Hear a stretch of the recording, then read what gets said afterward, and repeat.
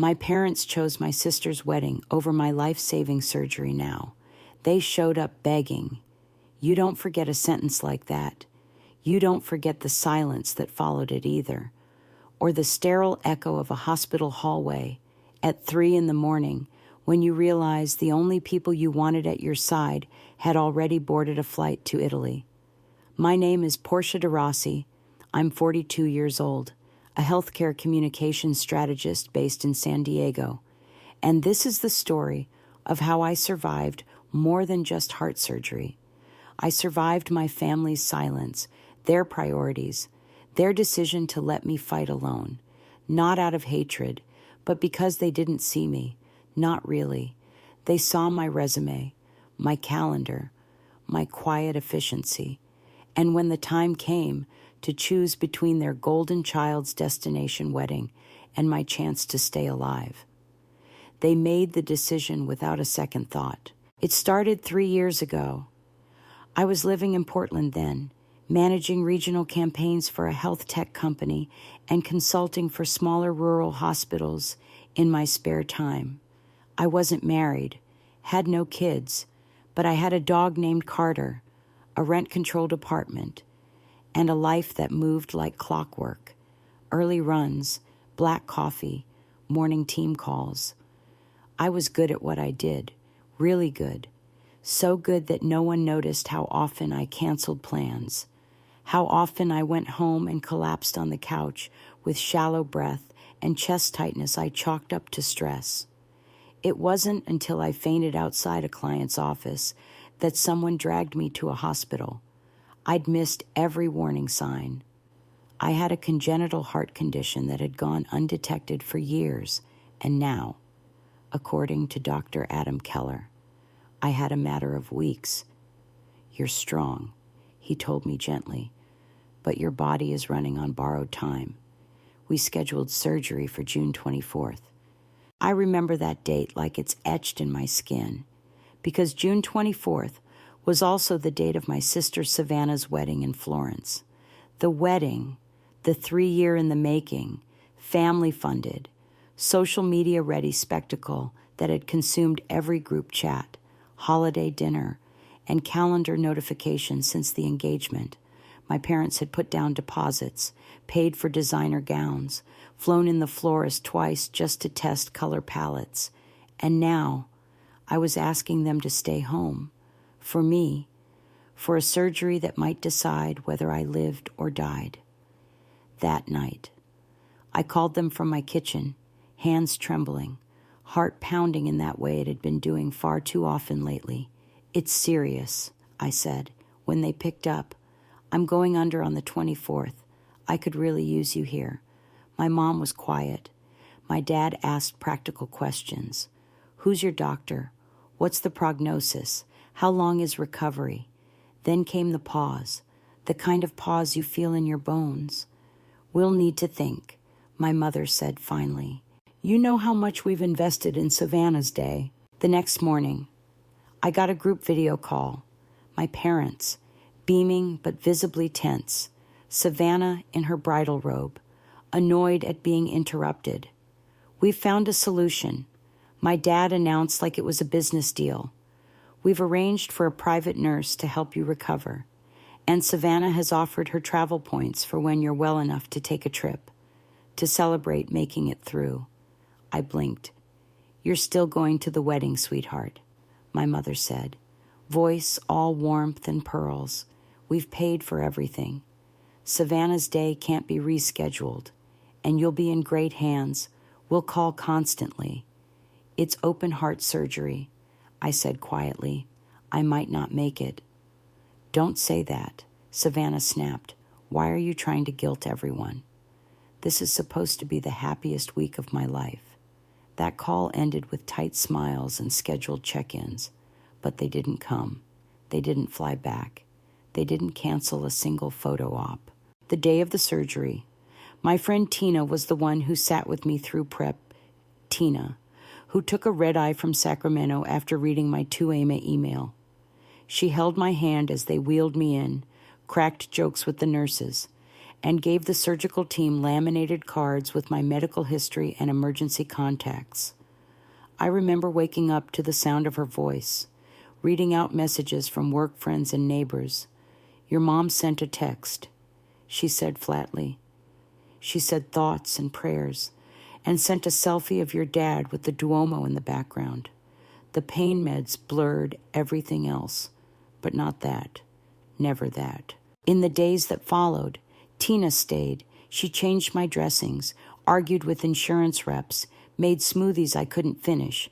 Savannah posted Instagram stories from Amalfi. My parents attended a vineyard brunch in Versace. I had a minor complication that extended my hospital stay by 8 days. They never called to ask why, just sent a generic bouquet signed Love from the DeRossi family. No return address. 3 weeks later, I was discharged, alone. Tina helped me into a rideshare and set me up with a part-time nurse. I moved in with her for a while, unable to climb the stairs to my own apartment. I remember scrolling through my phone one night and seeing my sister's wedding video. The caption said, "A perfect day for a perfect life." I watched it twice, then deleted every app on my phone, every thread, every trace of that perfect day. But grief doesn't evaporate, it mutates. Sometimes it becomes sadness, sometimes numbness, sometimes ambition. I threw myself into work, into recovery, into researching everything I could about my condition. I started consulting again, but this time focused on underserved communities. I joined panels. I helped fundraise for cardiac programs in rural areas. My body healed slower than I liked, but it did heal, my heart. Though my emotional heart learned something harder, that sometimes family isn't who shares your blood. It's who sits beside your hospital bed and holds your hand when everyone else is raising champagne. 3 years passed. I moved to San Diego, took on a new role with a public health coalition, adopted another rescue dog. I kept a polite distance from my parents. No holidays, no calls. Savannah sent a few texts here and there, mostly links to her home decor blog or brand partnerships. I didn't respond until last week, when they showed up at my apartment unannounced, and my father, his hands shaking. His voice thin, looked at me and said the words I never thought I'd hear. "Portia, I have the same condition you did. We need your help." I didn't open the door right away. I stood in the hallway, staring through the peephole at the people who hadn't visited me in 3 years. My father, Richard DeRossi, once a tall, unshakable presence, now looked smaller, thinner, like someone had pressed fast forward on his aging. My mother, Lillian, still clutched her pearls like they were part of her skin, though her eyes flickered with uncertainty instead of pride. I opened the door slowly, unsure what emotion would surface first. Portia. My mother breathed like it was a miracle I'd survived the last 1,000 days without their guidance. My father nodded stiffly, clearing his throat. "May we come in?" I stepped aside, not out of warmth, just out of curiosity. They entered like tourists, like they'd stumbled into someone else's life. My apartment overlooked the water and was filled with evidence of everything they hadn't been part of: books about cardiac health, framed photos with Tina and my colleagues, awards from nonprofit work, small tokens from the patients I'd helped. They didn't comment on any of it. My mother perched on the edge of the sofa. My father stood, hesitated, and finally said it. "I was diagnosed last month. Same condition as you. Congenital. Apparently it runs in the family. Ironic, isn't it?" I didn't answer, not because I didn't feel anything, but because I felt too much. This man who had stood on a balcony in Florence, raising a glass to my sister's future while I lay under anesthesia, now stood before me, pale and fragile, asking for mercy. "We're hoping," my mother began, "that maybe you'd speak to your surgeon, Dr. Keller." Was it, We know there's a wait list and complications with insurance, but we thought perhaps, given your history, he might expedite. I held up a hand. Let me get this straight. You came here, uninvited, to ask me to leverage a connection you ignored 3 years ago, after disappearing during my recovery, after choosing cake tastings over my operation, now, because it's happening to you. It's urgent. My father's face tightened. That's not fair. We had commitments. We didn't know it would be so serious. I told you it was life-threatening, I said flatly, and your response was to send a prayer and a gift basket. He opened his mouth to argue, but my mother touched his arm. We made a mistake, she said softly. We see that now. We've talked about it, and we regret how things happened. I almost laughed, not because it was funny, but because the phrase was so clean, so bloodless. How things happened, like they were spectators. You regret missing the wedding of your healthy daughter to attend the surgery of your sick one, or you regret that now you need something from me and aren't sure if I'll say yes. My voice didn't rise. I didn't need to scream. The weight of the past spoke for me. They looked at each other, and for the first time, I saw something resembling fear, not just about the condition, but about me, the version of me that no longer needed them. I'm not saying I won't help, I said after a long silence, but I'm also not saying I will. Not without understanding why now suddenly you're here. Why now? After all this time, you finally see me. My father hesitated, then slowly sat across from me. His hands trembled slightly as he rested them on his knees. I haven't been able to sleep, he admitted. Every time I close my eyes, I see you in that hospital bed, not when it happened, but now, after. The news articles, the foundation you built, the interviews. I read every word. I watched the panel where you spoke about being alone during a major medical event. I realized I wasn't just absent. I was part of the reason you were alone. My mother looked away, her eyes glistening, but no tears fell. She never cried unless someone was watching. I can't undo it, he continued, but I don't want to pretend we're close now just to save my own skin. I'm scared. Portia. I didn't understand what it was like until now, and I know it's not your responsibility, but I had to try. I believed him, or at least part of him, the part that was terrified, the part that finally realized mortality wasn't something you could budget for and delegate. But I also knew this was not the moment to forget the years between us, the absence, the ease with which they'd left me behind. I'll think about it, I said, but I won't make decisions out of guilt. Not anymore. My mother exhaled. That's fair, she said. We didn't expect grace, but thank you for listening.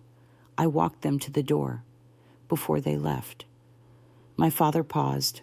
We know about Savannah's divorce, he added quietly. It's been hard on her. If you decide to reconnect, she could use a friend. I didn't answer. Not yet. Not after everything.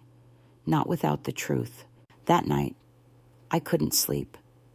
I stood by the window, listening to the city hum beneath me. The last time I'd faced this diagnosis, I did it alone. No apologies, no hospital visits, no explanation from my sister who went silent while wearing custom couture in Florence.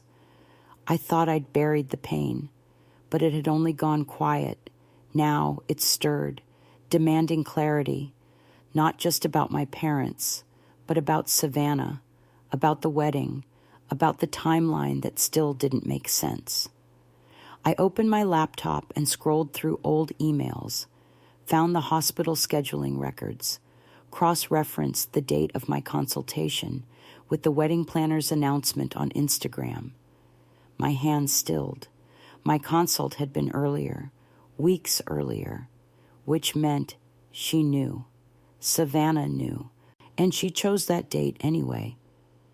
There are moments when the air in a room shifts before you've even taken a breath, when your body knows something your brain hasn't accepted yet. That was me. Staring at Savannah's wedding planner's announcement while the timestamp from my hospital consultation blinked beside it.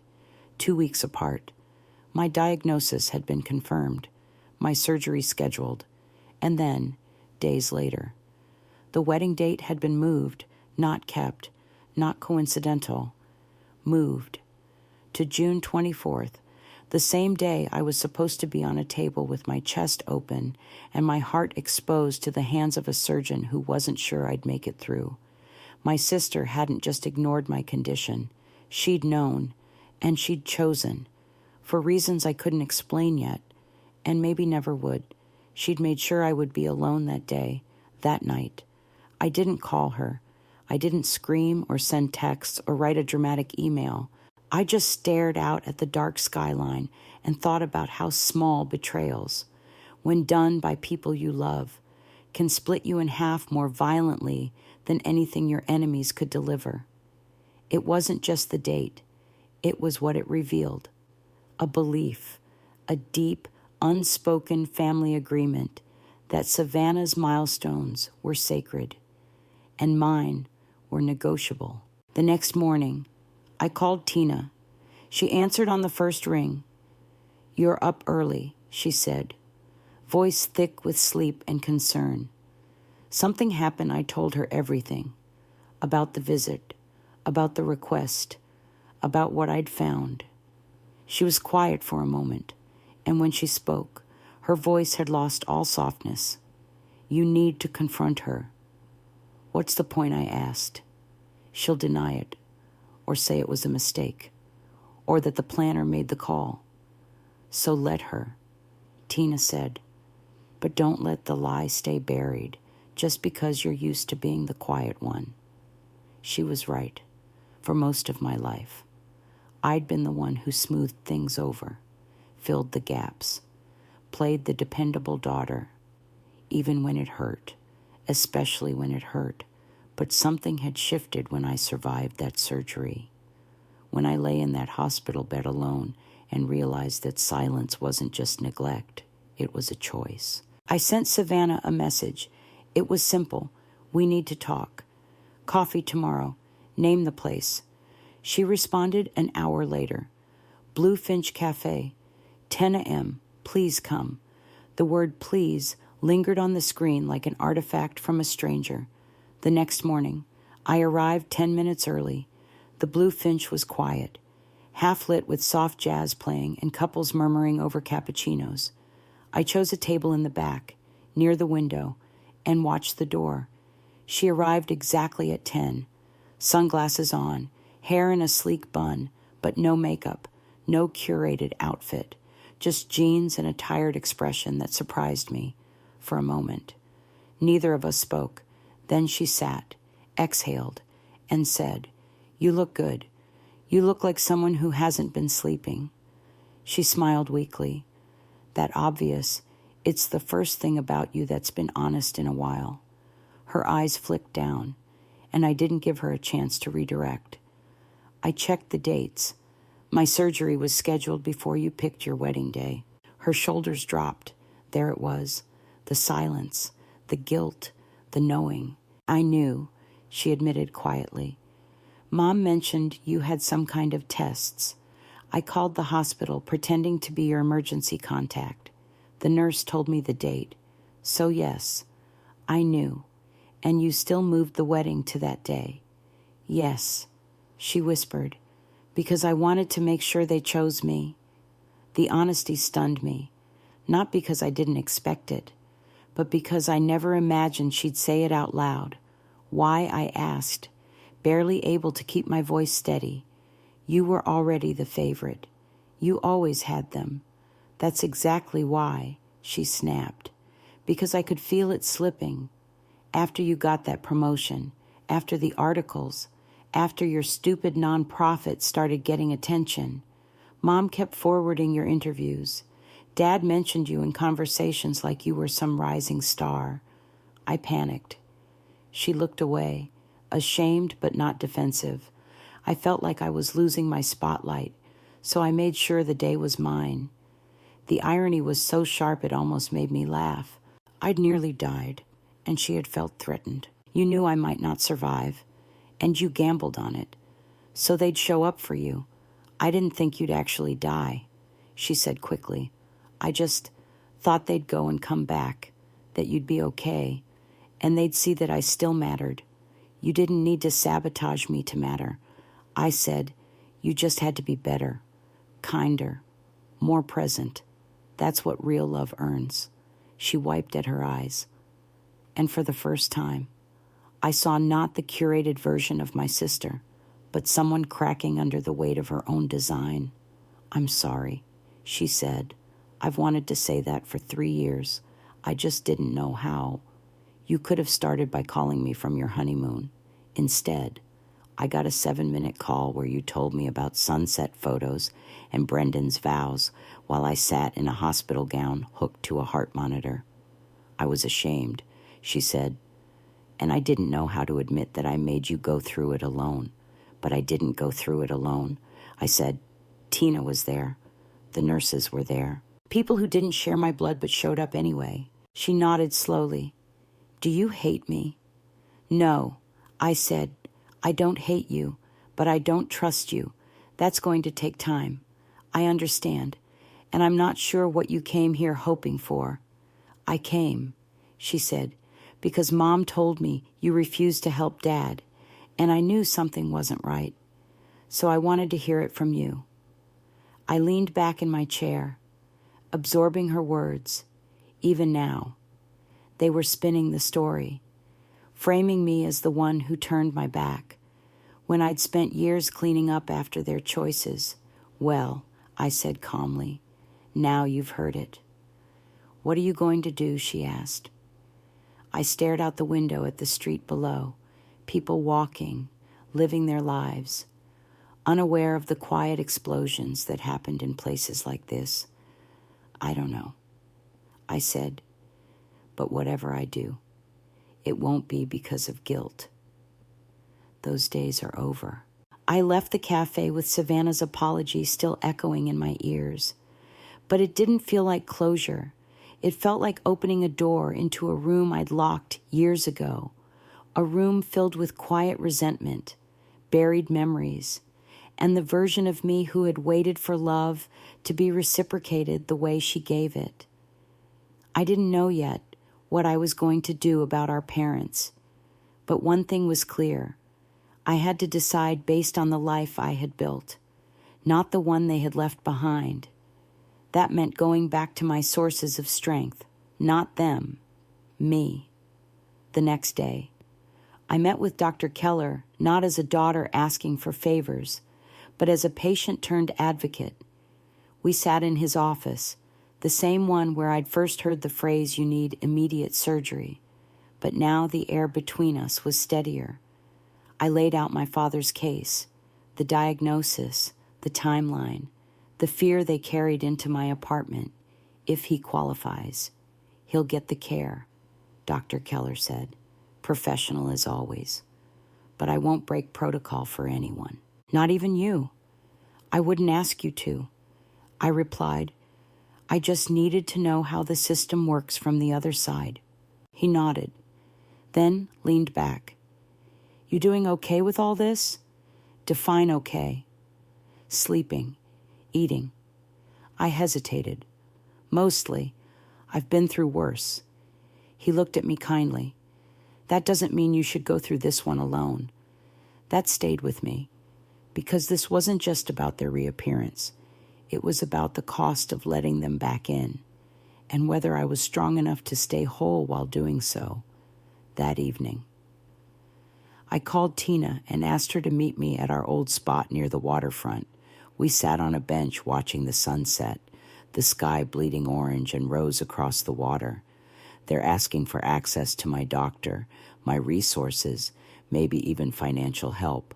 I said, and I can afford it, but I'm not sure I can survive it emotionally. Tina didn't answer right away. Then she said, what if you don't do it alone?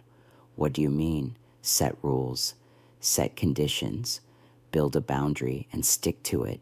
If they want help, they have to meet you at your standard, not drag you back into theirs.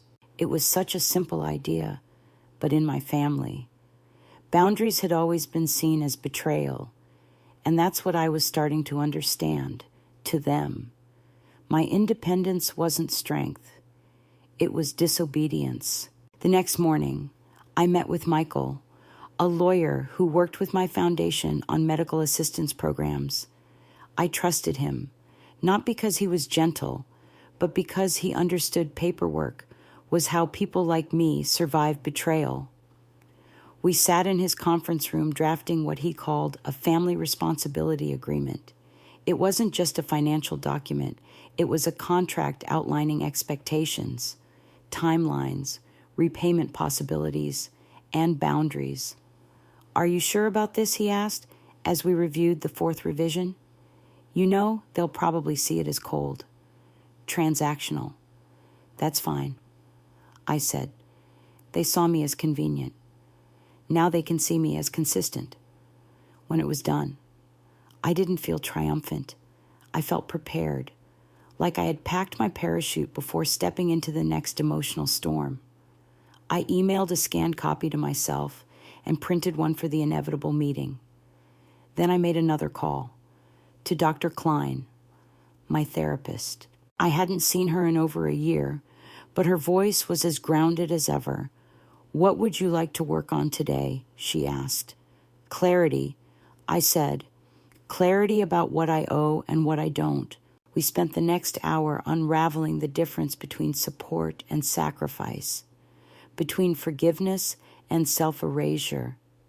She reminded me of a sentence I'd once said after my recovery. I don't want to be needed. I want to be respected. That was the shift. That was the lesson. I had to stop showing up for people who saw my usefulness before my humanity. I left her office lighter, but not less serious. The next few days passed in a blur of logistics. I called patient advocacy groups, spoke to a financial advisor about conditional grants, researched treatment alternatives for my father in case Dr. Keller's team couldn't take him. I assembled it all into a folder, not because I owed them, but because I wanted to make it clear that help was possible, just not on their terms. On Friday night, I sat on my balcony with a glass of wine and stared out at the city. My dog lay beside me, breathing slow and steady. The life I had now wasn't flashy. It didn't sparkle like Savannah's wedding photos or fit into my parents' curated narrative, but it was mine, built from scratch, from pain, from grit, and that made it sacred. As I looked at the folder, I made myself a promise. I would not let old obligations swallow this new self. If I chose to help, it would be from a place of power, not desperation. I would give not to feel worthy, but because I already was. And if they couldn't accept that, then their absence would remain a price I was finally willing to pay.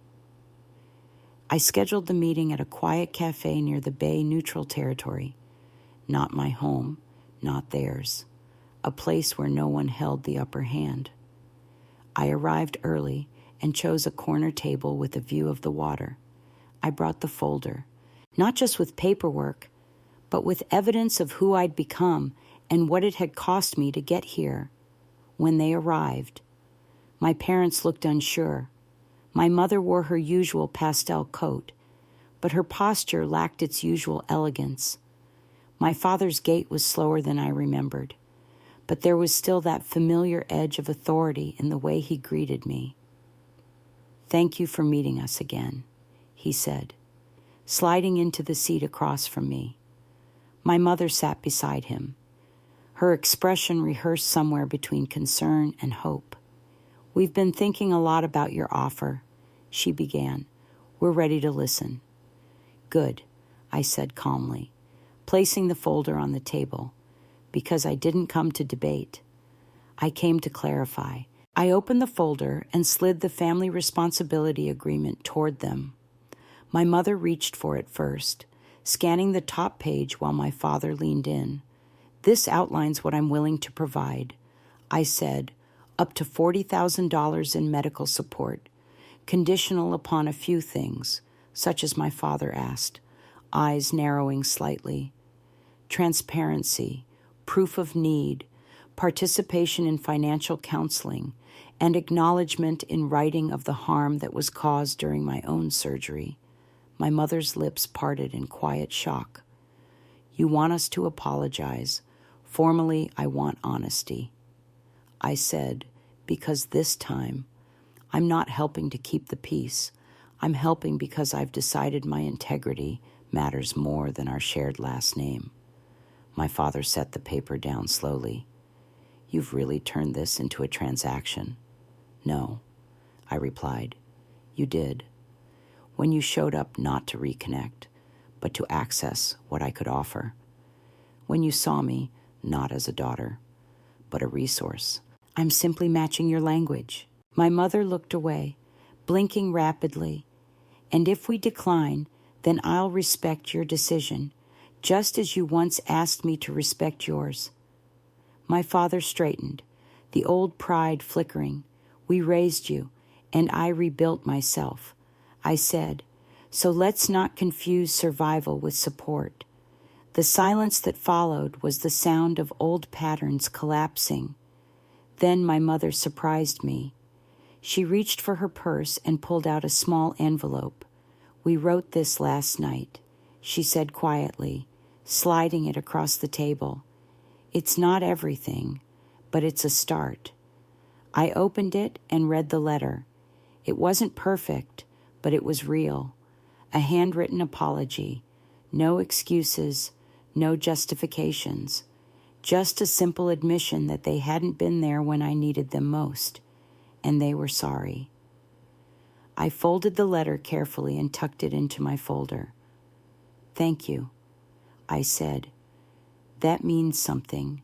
For the next 20 minutes, we discussed the agreement. I explained the channels they'd need to go through, the deadlines, the paperwork. My father asked logistical questions. My mother nodded silently. There was no warmth between us, but there was a strange kind of clarity. This wasn't reconciliation, it was redefinition when we stood to leave. My father hesitated, and Savannah. "She's not part of this," I said. "Our relationship is separate, and right now it's not your concern." He nodded, understanding more in that moment than I think he ever had before. My mother reached for a hug, but I offered a handshake. She accepted it. When they walked away, I didn't feel empty.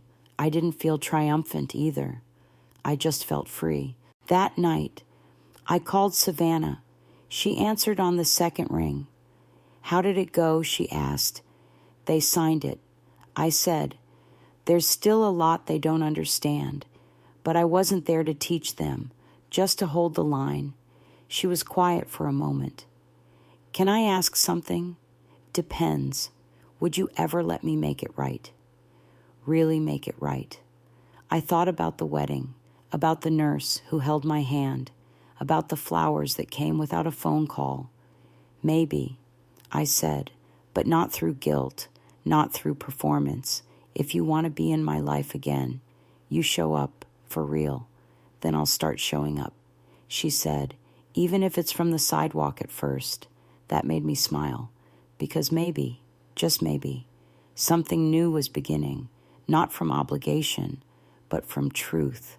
The days after the agreement were strangely calm, not silent, not tense, just still, like something heavy had been lifted. But I hadn't yet realized how much lighter my life could feel without the weight of unspoken expectations. My parents sent in the first round of documentation without complaint. My father enrolled in the financial counseling program I recommended. They didn't question the process, and maybe that, more than anything, told me that somewhere, deep down. They understood this was the only path left. I didn't visit. I didn't call. I didn't revert to the daughter they used to know, because she didn't exist anymore. In her place stood a woman who had rebuilt herself brick by emotional brick, without applause, without shortcuts, and without asking permission. Instead, I poured myself back into the work that gave me purpose, the foundation I'd started 2 years ago, just months after my recovery, had grown beyond anything I imagined. We provided support and navigation for cardiac patients facing the exact kind of abandonment I had endured. I didn't just write the mission statement. I lived it. We helped people find their footing when their families, their insurance, or their own bodies let them down. The board had just approved a new partnership with 2 hospitals in the Midwest, expanding our reach to over 300 new patients annually. I sat in those meetings and felt steady, capable, whole, not because I was saving anyone, but because I was finally choosing what deserved my energy. On a Tuesday afternoon, I got an email from Dr. Keller. Your father's case was accepted into the clinical trial. It said, he starts pre-screening next week. He meets the risk threshold, but we're watching his numbers carefully. I forwarded it to my parents with a short note. Next steps outlined below. Let me know when you receive confirmation from the clinic. No smiley face, no warmth, just professional, clear communication. My mother replied 2 hours later. Thank you. Portia. We understand the boundaries and will respect them. That was the closest thing to trust we'd exchanged in years. It wasn't affection, but it was enough. Savannah started texting more often. Short messages at first. Thinking of you today. Saw your interview on local news. You looked strong. I didn't always respond, but I noticed. She didn't ask for favors. She didn't bring up the past. And when she did reach out, it was always rooted in the present.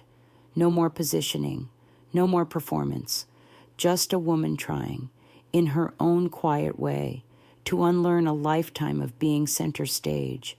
One afternoon, I got home to find a package at my door. Inside was a framed photo of Carter, my dog, wearing the ridiculous bow tie he hated, but I loved. Underneath, a handwritten note. You always showed up for him, even when no one showed up for you.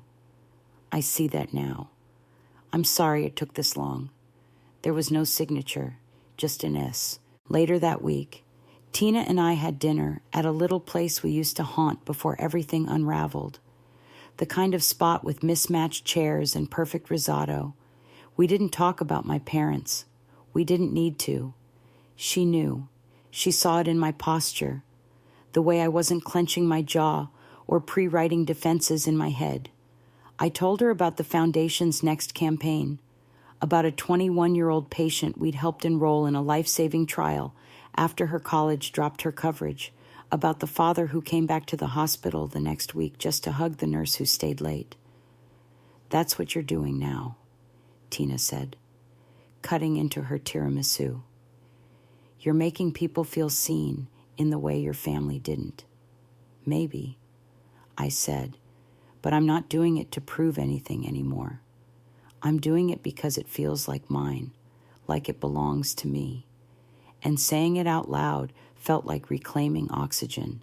A week later, Savannah called, not texted, not emailed, called. I don't want anything. She said right away, I just wanted to hear your voice. Why I asked, because I'm learning to miss people for the right reasons, not because they serve a role, but because they matter. I didn't cry. I didn't even soften, but I listened. She told me she was going back to school part-time, that she was working at a local art therapy center for children, that for the first time in her life. She wasn't being funded or celebrated, and she didn't hate it. I still screw up a lot. She admitted, I still want to be the one everyone claps for. But when I see your face on a panel or read something you wrote, I don't get jealous anymore. I get proud. I'm sorry it took me falling flat to learn that. Me too, I said, but here we are. That night, I sat on my balcony again, Carter asleep at my feet, the ocean humming like it always did, reminding me that some things remain constant even when everything else shifts. I opened the letter from my parents again, reread the lines. It wasn't eloquent, but it was theirs, and they had written it without expectation. That mattered. I didn't know what our relationship would become, if it would ever become anything again. But I knew I had broken the pattern, and that meant the damage wouldn't pass forward. 3 months later, I hosted a fundraiser gala for the foundation. It wasn't flashy, no red carpet, just real stories, real impact. Reed, one of our new medical directors, spoke about trial access and long-term care. I followed with a few words of my own. I didn't talk about betrayal or abandonment. I talked about resilience and how we are not defined by the people who fail to show up, but by those who keep showing up anyway. I looked out at the room doctors, patients, allies, and felt something I hadn't in years, belonging. Not because I had been chosen, but because I had chosen this life, brick by brick, scar by scar, truth by truth. After the gala, there was a strange kind of peace that settled into my life, not the kind where everything is perfect or still, but the kind where you finally stop flinching at the thought of the people who once hurt you. The truth was, I didn't need my parents to change anymore. I didn't need Savannah to make a grand gesture. I had stopped looking for apologies dressed in performance or for justice disguised as attention. What I needed was already here: clarity, boundaries, and a life I had rebuilt on my own terms. But life has its way of circling back, of offering you echoes of the past just when you think the noise has stopped. One afternoon, I got a message from Dean, a journalist I'd met during a medical policy roundtable. He was smart, respectful, and had once written a profile about women reshaping the healthcare nonprofit landscape. He'd mentioned wanting to do a follow-up on how personal trauma could fuel professional advocacy. I'd said maybe, but this message wasn't about me. You might want to see this. He wrote, attached was a link to a local paper's online edition. The headline read, Luxury Wellness, Startup Accused of Financial Mismanagement and Ghost Partnerships. Below it was a photo of Savannah, smiling in a linen blazer, standing beside her former business partner. I clicked. The article detailed how the lifestyle brand she'd launched a year after her divorce, funded partially by leftover wedding funds and family investments, had quietly shuttered after an internal audit found unverified expense reports, false brand collaborations, and unpaid contractors. My stomach didn't twist. I didn't feel gleeful. I felt numb. Later that day, Savannah called. I didn't pick up, not out of spite, but because I knew she didn't need rescue. She needed the lesson, the silence, the same kind I had received when she walked into a cathedral in Florence while I was being prepped for open heart surgery. She texted instead, I know you saw. I'm not asking for anything. I just didn't want you to hear it from someone else. You were right about everything. That was all she wrote. No defense, no drama. I stared at the screen for a while, then put my phone away.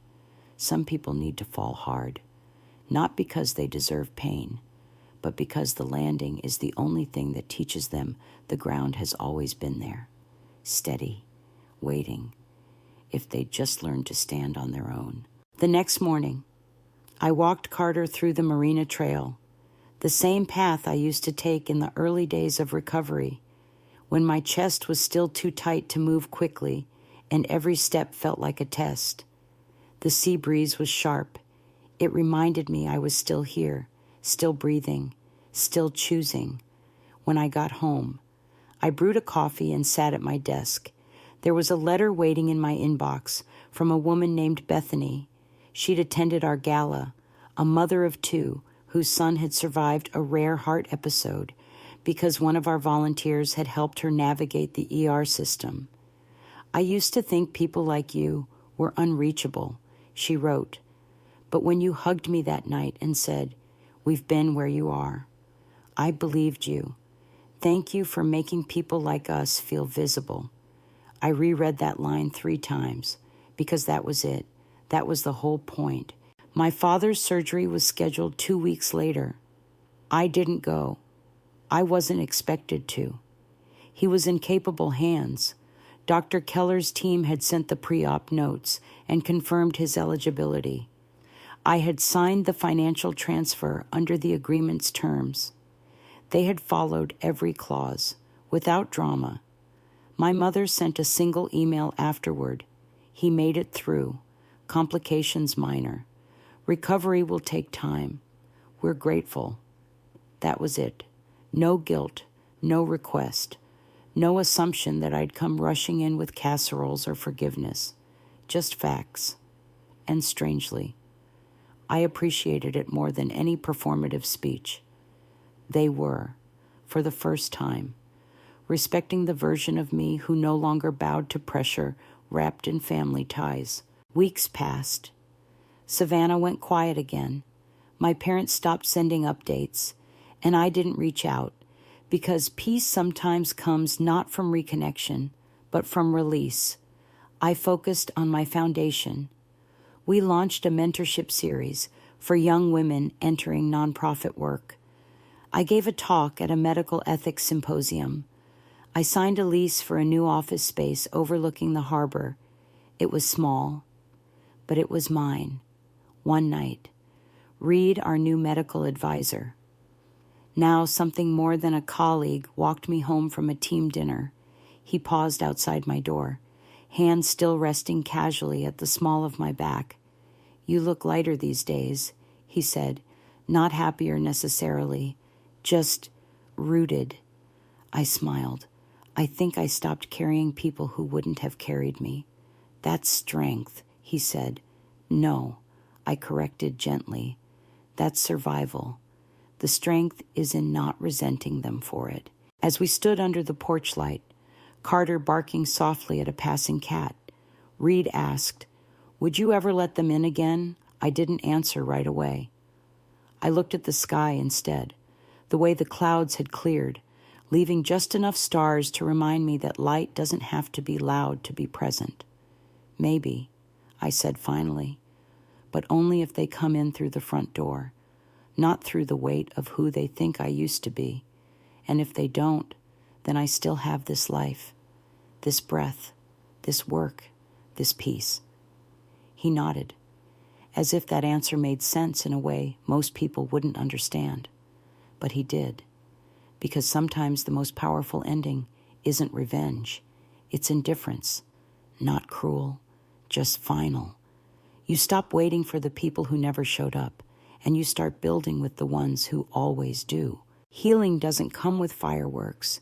It doesn't announce itself. Sometimes it just slips into your life so quietly. You don't even notice the moment it arrives. One morning, I opened the fridge, saw that I was out of oat milk, and felt nothing. Not frustration, not overwhelm, nothing but the simple thought, "I'll pick some up later." And that was it. No spiral, no shutdown. It might seem trivial, but that kind of calm is the product of years of emotional excavation, of learning how to live without bracing for the next disappointment. I didn't realize it then, but I was living in the middle of my own quiet comeback, not the kind where you scream your victory, the kind where you stop explaining yourself. It was early spring when I got invited to speak at a healthcare summit in Vancouver. The topic, how lived experience can inform systemic change. I almost declined, not because I wasn't qualified, but because I'd grown tired of telling the story of my surgery like it was a plot device. But then I thought of Bethany, of the teenage girl who DM'd our foundation saying she felt less alone after watching a talk I gave. I thought of Carter, curled beside me every night, unaware of the fact that just 3 years earlier, I'd laid in a hospital bed wondering if I'd ever get to take him for another walk.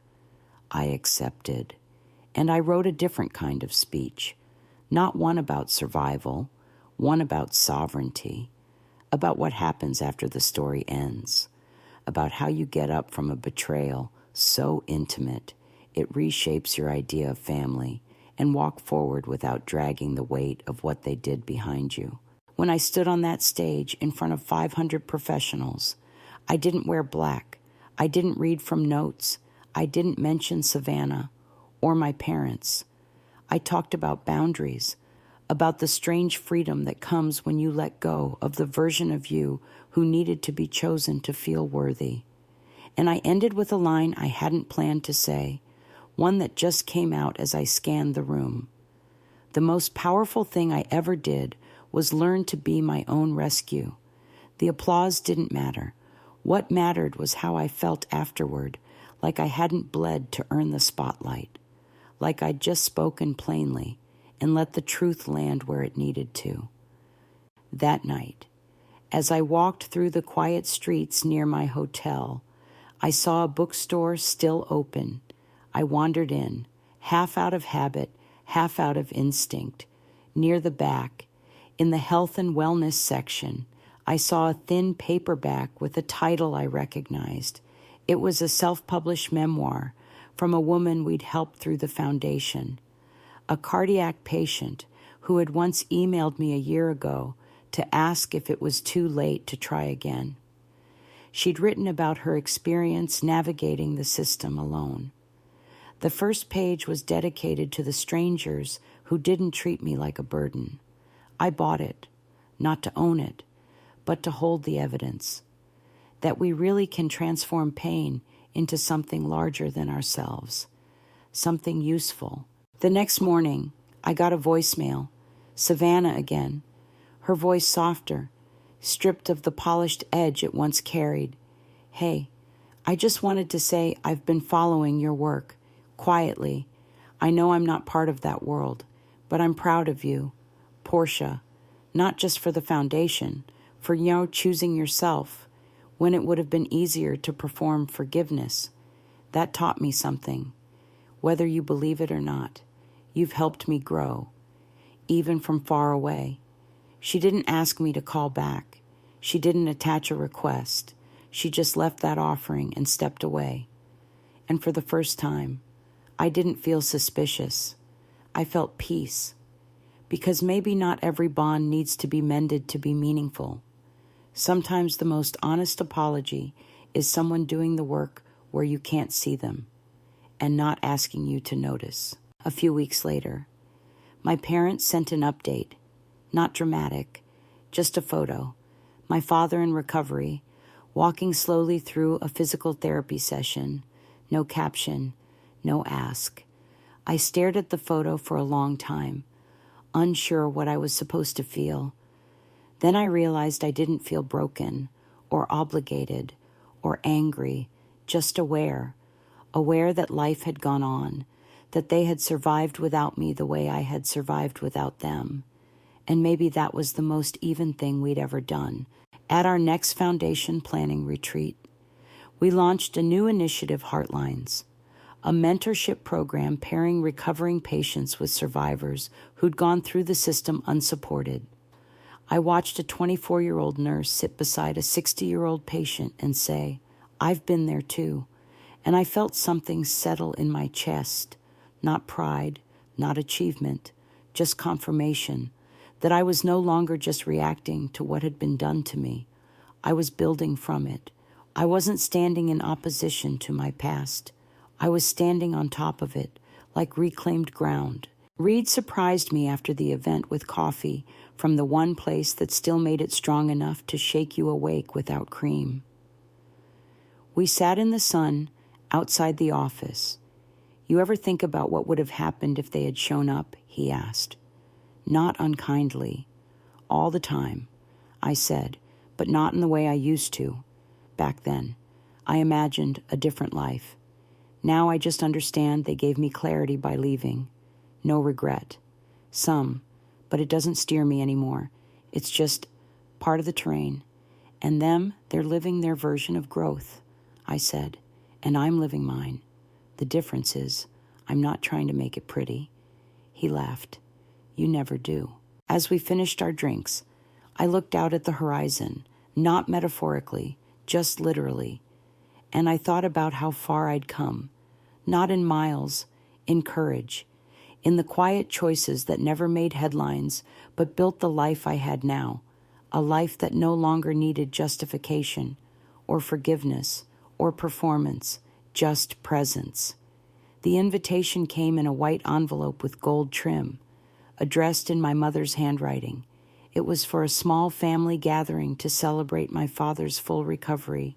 Nothing extravagant, just a quiet dinner at their house with a few extended relatives. At the bottom of the card was a handwritten line that read, "You're always welcome, no expectations, just presence." It caught me off guard. Not because it was sentimental, but because it was restrained. There was no guilt, no desperation, just a simple offering. I left the envelope on my kitchen counter for days, walking past it without touching it. Some part of me was still waiting for the catch, the shift in tone, the moment where invitation turned into obligation. But it never came, and that, more than anything, told me something had changed. I didn't write a long message explaining myself. I didn't craft a dramatic reply. I simply sent back a short email. Thank you for the invitation. I'm not ready yet, but I hope it's a good evening. It wasn't rejection. It was a boundary, clean and calm, a version of love that didn't demand discomfort as proof of loyalty. A week later, my mother replied, "Understood. Thank you for responding." There was no push, no second message, just quiet. And in that quiet, I found something I didn't know I needed: mutual recognition that we were all learning how to coexist without defaulting to the roles that once defined us. Savannah reached out a few days after the dinner. She sent a photo of the table, my father at the head, smiling but visibly thinner, my mother next to him, hands folded neatly, her pearl earrings catching the light. They spoke about you. She wrote, not with guilt, just with respect. They said they're proud of the woman you became. I stared at the image for a while, feeling none of the sharp pangs I once associated with being talked about instead of talked to. I didn't respond right away. I wanted to make sure I wasn't replying out of habit. Later that night, I sent back, "Good. I hope they meant it, and I hope you're doing okay." It was a soft exchange, not closure, just clean contact, no jagged edges. By then, our foundation had entered its third year. We expanded to 3 more cities and launched an internship program for first-generation college students entering public health. I spoke less often at events, choosing instead to mentor from behind the scenes. The spotlight had never been comfortable for me, but helping others learn how to stand in it without losing themselves that felt right. One intern, a shy 23-year-old with a stutter, gave her first presentation last month. She stammered twice in the first minute, then paused, took a breath, and finished without apology. Afterward, she said, "You made me feel like I didn't have to be perfect to be valuable." I told her the truth. You don't owe perfection. You owe presence. And I meant it, because that was the difference between the old me and the version who sat across from that young woman. I no longer believed I had to earn my seat by bleeding for it. Reed and I had grown closer. It wasn't cinematic or dramatic. There were no declarations or grand milestones, just quiet mornings, shared coffee, silent walks, and small routines that felt like peace. We didn't talk much about the past. He never asked about my parents unless I brought it up. He never pressed when I fell silent mid-story. He just stayed, and that, in its own way, was everything I'd once begged for from people who couldn't give it. One evening, we had dinner at a beachside place where the waves reached right up to the patio. Afterward, we sat in the sand, shoes off, the air thick with salt. You ever think about what it all led to? He asked, every once in a while. I said, but mostly, I think about how I didn't fold, how I didn't turn bitter, how I didn't let their absence become a blueprint. You rewrote the blueprint. Maybe. I nodded, but only because I stopped waiting for them to draw it with me. I hadn't planned on starting anything new that year. I already had the foundation, the advocacy, the steady career. But one morning, I found myself sketching out a program proposal for adult patients who had survived childhood medical neglect. The stories I'd heard over the years had haunted me.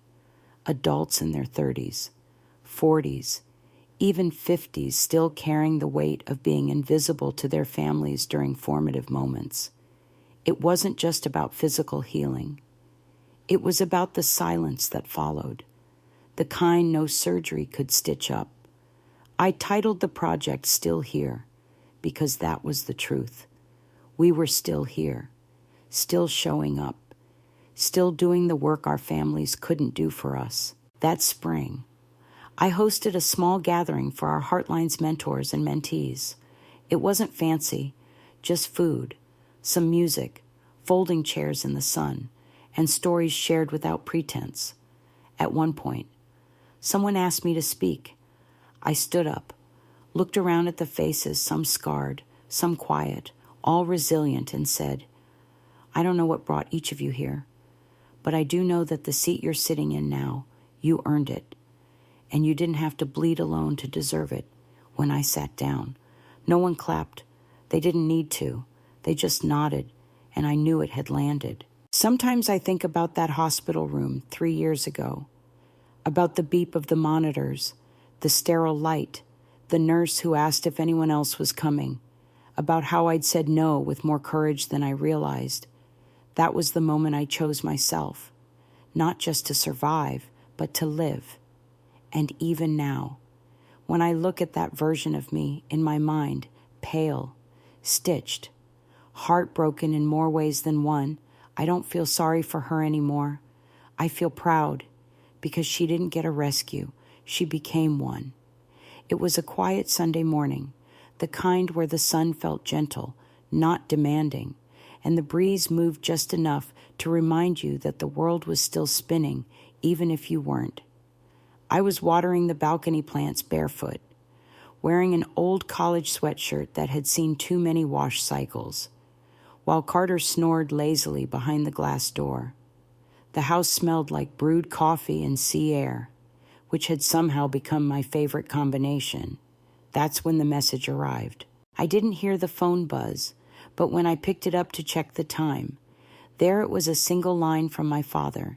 If you ever want to come by, the door is open. No speeches, just coffee, no pressure, no guilt woven into polite phrasing, no dramatic plea for reconciliation, just a door, just a cup, just a choice, and somehow that landed deeper than any apology ever could. I set the phone down without responding, not out of anger, just awareness, because maybe this time, the space between us didn't need to be filled with words. Maybe silence was enough. Later that day, I met Reed at our usual cafe on the corner, the one with the cracked blue tiles and the best cinnamon pastries in the city. He handed me a folded newspaper as we sat outside under the shade of a striped umbrella. The headline featured a photo of one of our foundation's mentees standing beside her new cardiologist at a free screening event we had organized. From patient to advocate, local woman leads, change after cardiac recovery. She was smiling, not posed, not perfect, just real. I read the piece slowly, not because I needed credit, but because I needed the reminder that what we built was working. Reed took a sip of his espresso and said, "They asked if you wanted to be quoted. I told them you'd rather be behind the scenes." I smiled. I'm not allergic to the spotlight. I just like giving it to people who never thought they'd deserve it. And I meant it, because once upon a time, I'd believed I had to earn love by proving I was irreplaceable. Now I understood that my worth had never been conditional. It had just been ignored by the wrong people. That evening, something strange pulled me back toward my old neighborhood. I hadn't been there in over 2 years, not because I was avoiding it, but because I simply hadn't needed to be. The streets were mostly the same trees taller, a few new fences, the same old dog barking behind the same rusted gate. I walked past the park where Savannah and I used to play, the curb where I once waited for my dad to pick me up after theater rehearsal. It no longer hurt.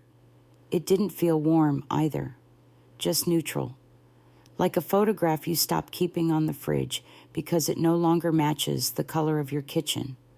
I sat on a metal bench near the edge of the playground, the kind that's always slightly colder than it should be, and let myself breathe. Not the kind of breath you take to hold in emotions or prepare for confrontation, just breath, plain and uncomplicated. And I realized something I hadn't before. The idea of full circle wasn't about returning to the people who hurt you and reconciling over some staged dinner. It wasn't about forgiveness served with forced hugs and polite smiles. Full circle, for me, meant arriving at a point in my life where I no longer needed anything from them. Not apologies, not validation, not even understanding, just space, back home. I received another message, this time from Savannah. It was a photo of the dinner I hadn't attended. My father looked tired but stronger. My mother wore a soft expression I hadn't seen in years. "They spoke about you," she wrote, "not to guilt you, just to acknowledge you. They said they were proud." I didn't reply right away, not because I didn't believe her, but because I didn't need the moment to be more than it was. That night, I went through some old boxes, sorting the things I hadn't touched in years. I found a framed photo of Savannah and me at 10 years old, grinning with matching ribbons at a school science fair for a long time. I'd kept it as proof that we were once equals. Now, I saw the forced smile on my face, the way her arm curved in front of mine like a reflex. I didn't hate it. I just no longer needed it. I placed the frame face down in the box and replaced it on my shelf with a new photo one taken candidly at our last Heartlines event. I was laughing mid-sentence, seated between two survivors who had become mentors. My hands were in motion. I wasn't posed. I wasn't performing. I was simply present. And that, I realized, was the real prize, not success, not applause, presence. Over the next few weeks, the messages from my parents slowed, then stopped, not in a cold way, just a respectful quiet. I didn't wonder if they were angry. I didn't feel relief either. It just felt fair. Like we'd finally accepted that healing doesn't always end in reconnection. Sometimes it ends in stillness, in the peace that comes when everyone stops trying to rewrite the past and starts living the present. Reed asked me one evening while we walked Carter along the beach, "Do you think you'll ever walk through that door?" The one he offered, I didn't hesitate. Maybe, but not because I owe them anything. Only if it feels honest, only if I can walk in without bending myself into a shape I no longer fit. And if you never do, then that's okay too, because I'm not stuck in the waiting room anymore. I have a life, a full one, and it's mine. Sometimes people ask me if I would change what happened, if I could go back to that week between the surgery and the wedding and rewrite the script. For a long time, I said yes. I imagined versions where they chose me, where I didn't have to find out I wasn't the priority through silence and postcards from Rome. But now, if I'm honest, I wouldn't change what they did. I would only change how long I waited for them to undo it, because the real turning point wasn't the betrayal. It was the moment I stopped auditioning for their affection, the moment I walked out of the waiting room and into my own life, scarred but sovereign. So if you're reading this or listening to it, or seeing pieces of yourself in this story, I'll leave you with the question no one ever asks. Not did you forgive them, not do you still talk, but this: if they come back now, quietly, respectfully, offering not apologies but space, do you let them in, or is peace better protected by the door that stayed closed?